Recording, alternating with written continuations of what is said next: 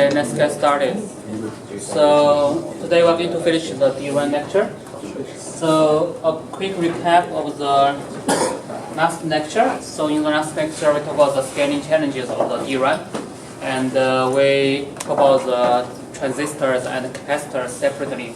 So for the access transistor, so it has been developed through the iterations by the structural revolutions, such as the resist gate, FinFET, or saddle gate, or Barrett gate, and so on.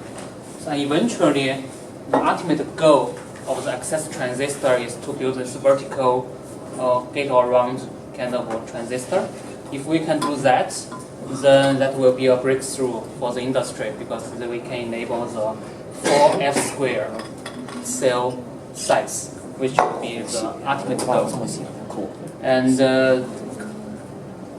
but before that, still the DRAM scaling is very challenging these days, especially below this 20 nanometer technology node.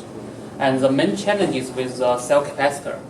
And we need to achieve this very small EOT, equivalent oxide thickness, down to like 4 angstrom.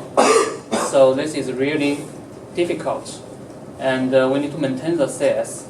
We have to maybe make the capacitor taller, but then we will face the mechanical challenges, like the stability of that very tall capacitor.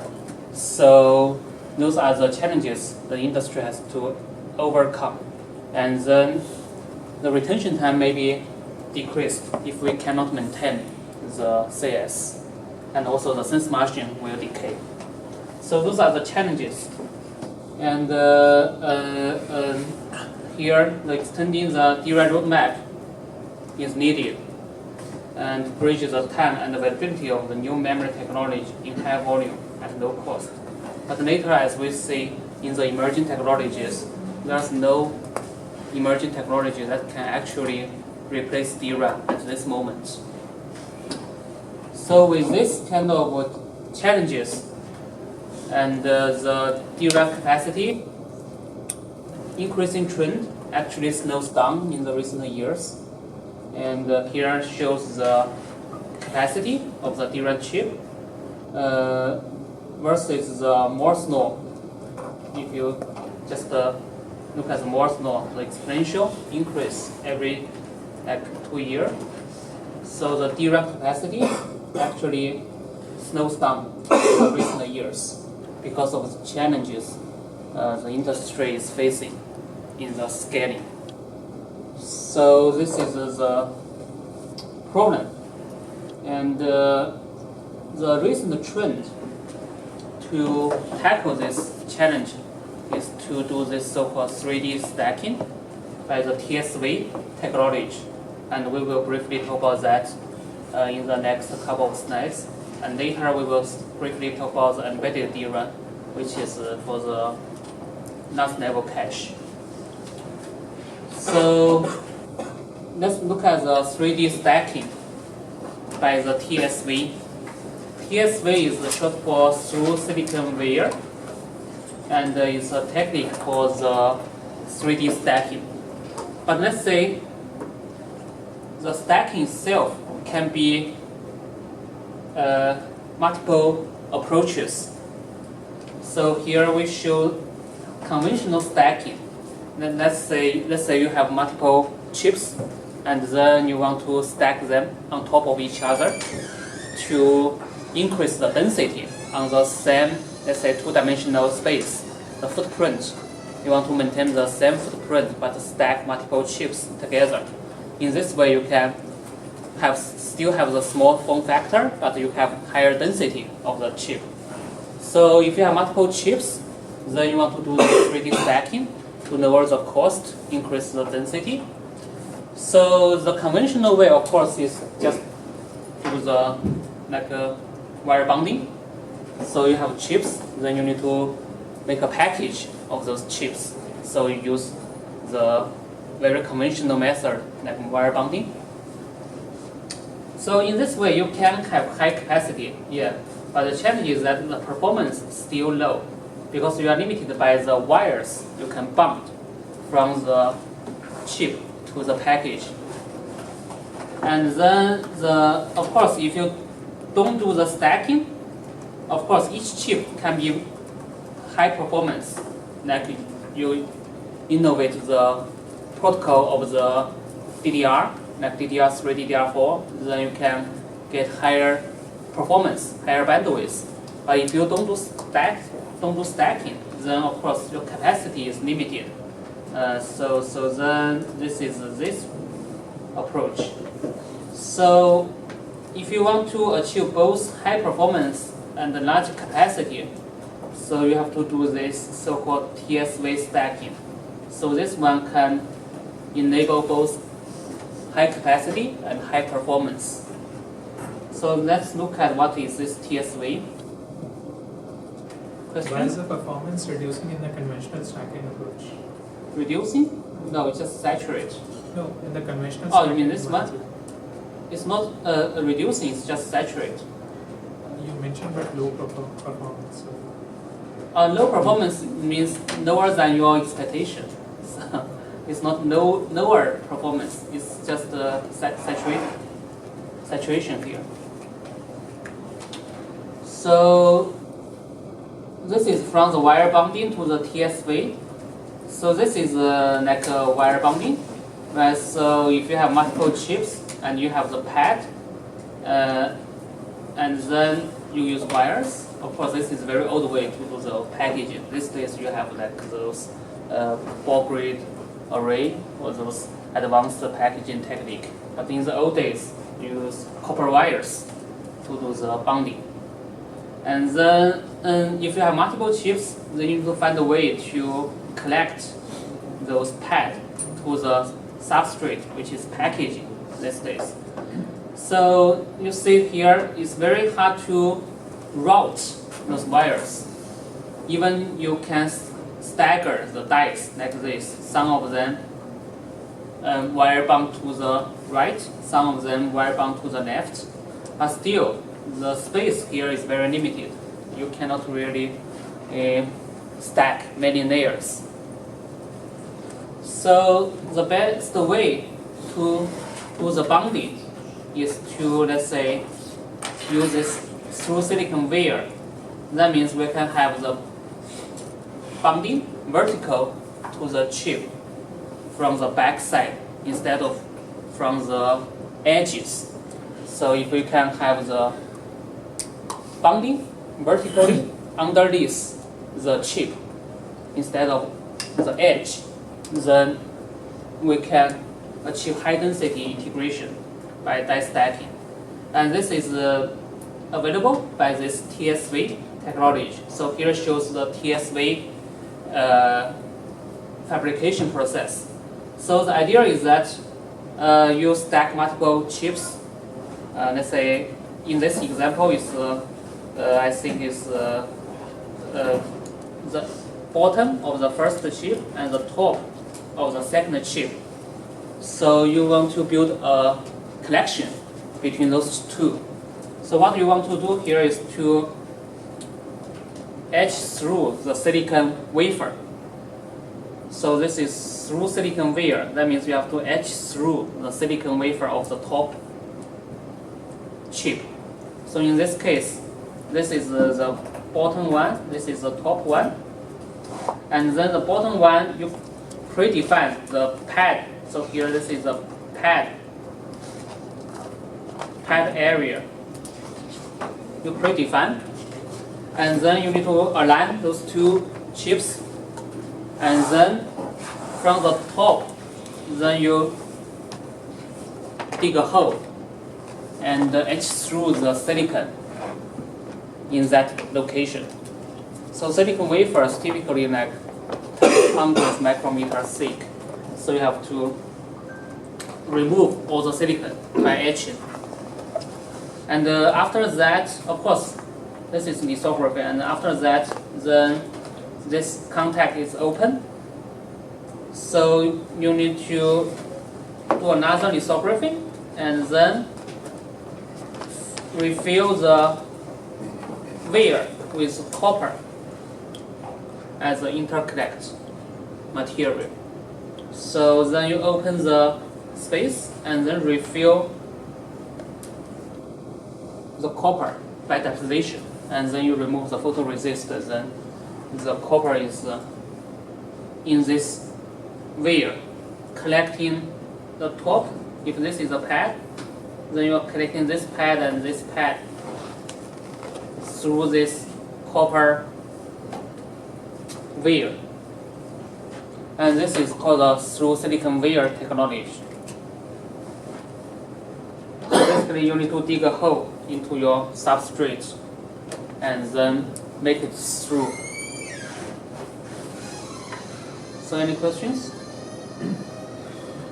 So how do you connect the two dice together first before you slowly heat? So just stack them, right? So from the picture, there's a silicon dioxide layer between. Silicon dioxide between. So this is the wire bonding. No, sorry, the wafer bonding. So I think after you, let me see.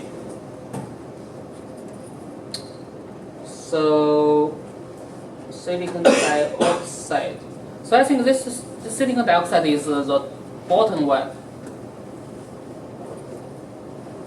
as the top isolation layer.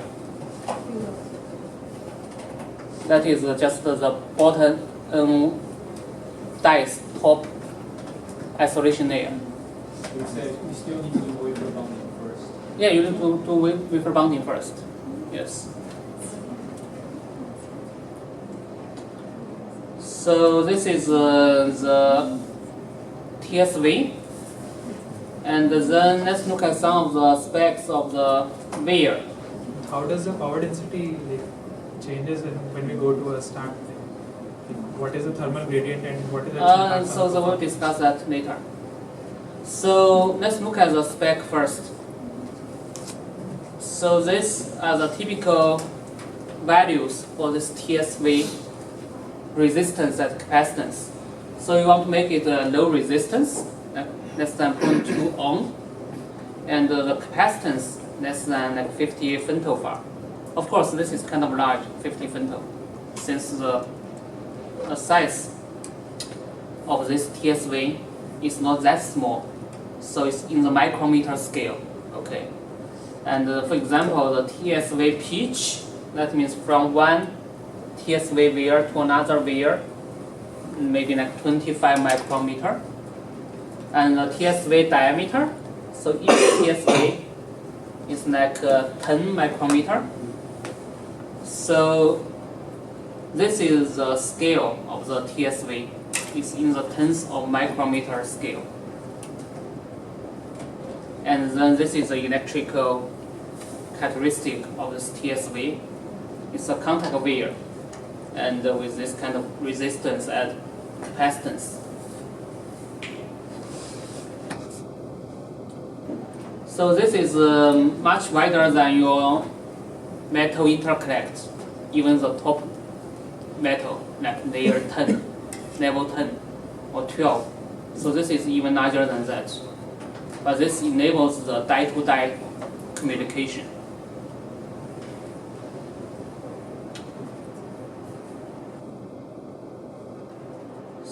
So with this technology, and the industry announced a few products by stacking the DRAM chips vertically.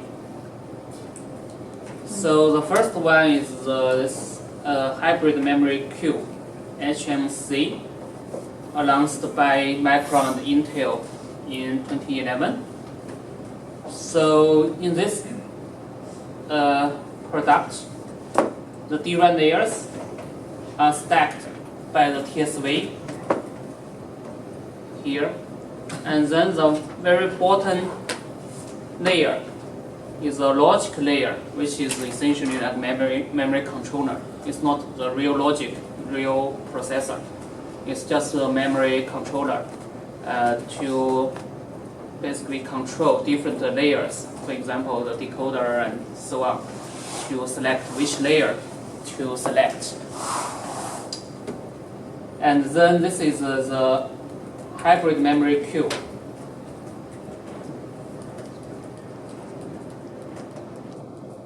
And then the Samsung and Hynix, followed by the high bandwidth memory, HBM. So it's similar concept. And here you can see it's a similar concept. So here this is multiple DRAM chips or DRAM dies stacked vertically through this TSV. And then at the bottom there is a buffer die, and then through the silicon interposer, then this HBM is talking to the processor. And here are some real image under the microscope. So this is a similar design by Samsung and Hynix. So you can stack multiple DRAM chips together. And if you want to compare the HMC and the HBM, so here is there are some subtle differences. And here is the evolution of the product family from DDR or GDDR we talked about earlier to the HMC or HBM. For example, here the DDR4, the next step of DDR4 may be evolved to the HMC, and nowadays the HMC has gone through generation 1, 2, 3 already. And the target applications are like servers, data centers.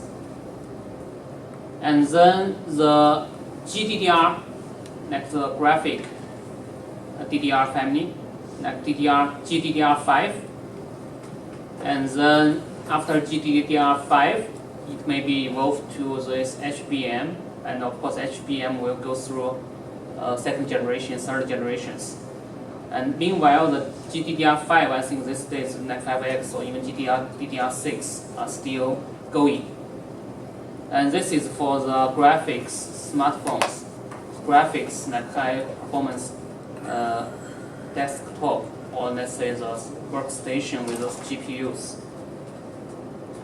So there are some subtle differences. And then for the HBM, like the host is like your processor, stack is this multiple DRAM chips. So they talk with each other directly. And this is more like HBM. And the hybrid memory cube is more like a far memory with, let's say, only one host, but there are many cubes. Cube and cube can talk to each other. And this can be built for data center and clusters. And this table shows some of the specs of the HBM generation 2 and the HMC generation 3. So they are very similar in many specs. And for example, capacity and also the bandwidth can be like 256 gigabytes per second. So there are some subtle differences, and I will not go into the details. But the HBM, the providers are Hynix and Samsung, and the HMC providers is only Micron. So maybe it's just a different, symbol for different companies. Essentially, they are doing very similar stuff.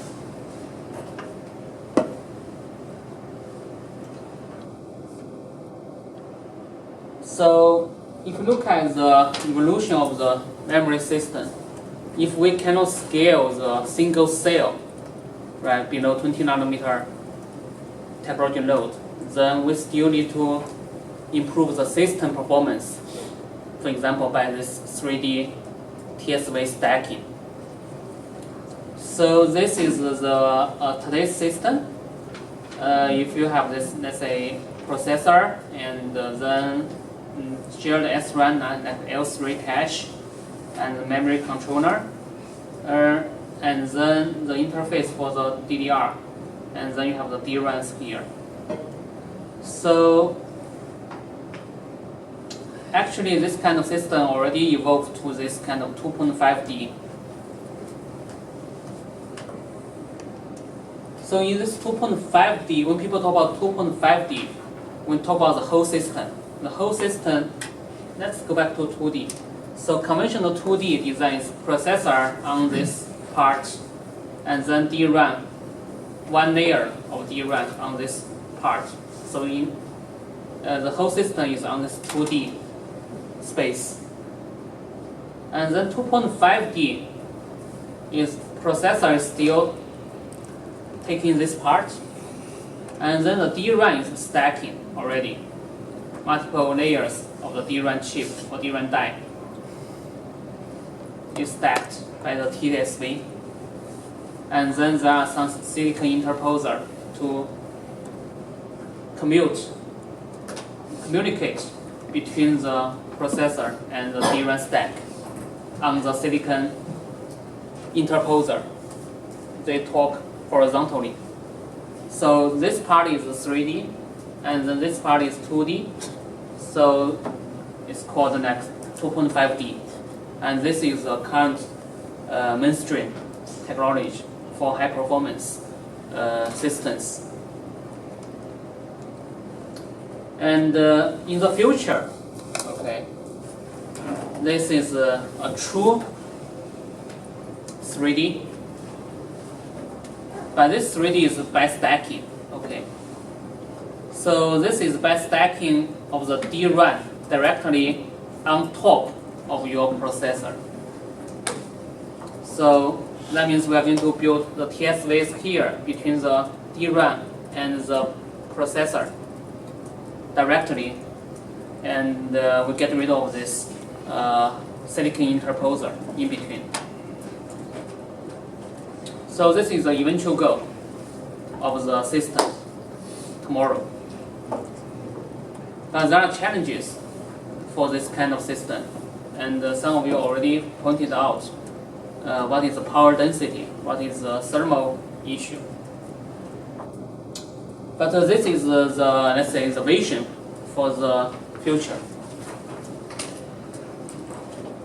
So in this way, you can get the smallest form factor of your system, and also the best energy efficiency, because when those signals talk vertically, they only transmit a very small distance, like tens of micrometer or hundreds of micrometer scale, this wire through the wire. So the energy to transmit the signal is proportional to this distance. If you have the wires or interposers talking horizontally, it's on the scale of millimeter. You can see it, right? So then the signal will consume a lot of RC energy when talking through the interposer. But if you switch to this vertical wire connections, then they are short. So you can save the communication energy. But this is not the final goal. You can think about this so-called heterogeneous 3D integration of all the ICs together, not only the processor and the memory, but you can imagine for other components. So let's say you have right now it's only processor and the DRAM, which is volatile memory. But of course, you can eventually have non-volatile memory stacked together, like flash. So here, for example, this is just a demo. This is in one of the research paper.